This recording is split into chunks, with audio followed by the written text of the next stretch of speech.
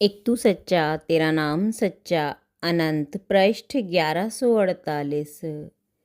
सतपुरुष बाबा फुलसंदे वाले कहते हैं, हे प्रभु, तेरी महिमा को लिखते लिखते मेरे हाथ थकने लगते हैं, पर अफसोस मन पश्चाताप ही करता रह जाता है कि किस तरह तेरी स्तुति लिखूं।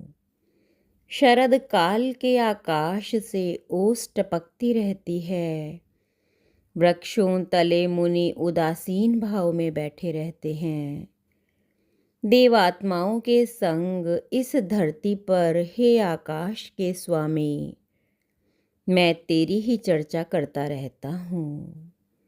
सतपुरुष कहते हैं, हे साधकों, तुम्हारे पास यदि कोई परमेश्वर की महिमा का अमृत वचन हो तो कहो, अन्यथा चुप रहो। नाहक ही दुनियावी बकवाद करके या सुन के जहर को मत बढ़ाओ। ना विष वचन कहो ना सुनो, नहीं तो तुम्हारी साधना पूरी नहीं हो सकती और ना तुम्हें सिद्धि ही मिल सकती है। दुनियावी जितने वचन हैं, जितनी कथाएं हैं, उनसे विष निकलता है। केवल सतगुरु की कथा और परमेश्वर की कथा ही अमृत है। उन दिव्य आत्माओं, देवताओं और मुनियों की कथाएं कहो और सुनो, जिनसे अमृत में वृद्धि होती है।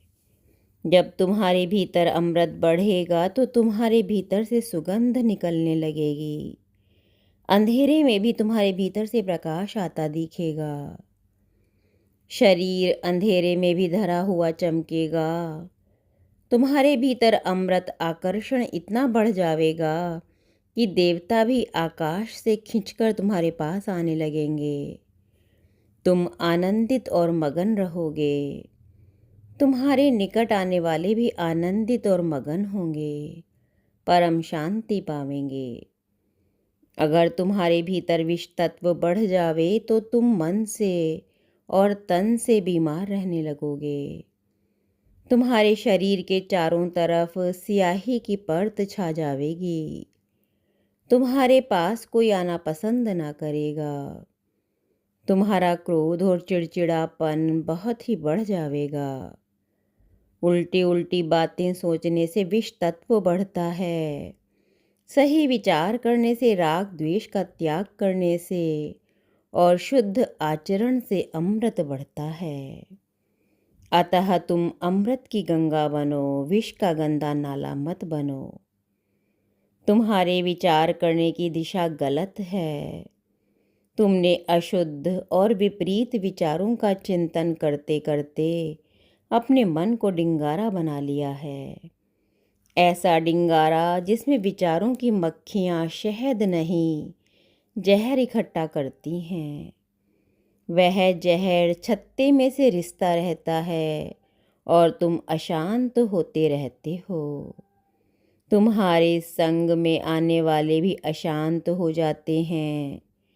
मेरी बात मानो, पानी अभी सिर के ऊपर नहीं हुआ है।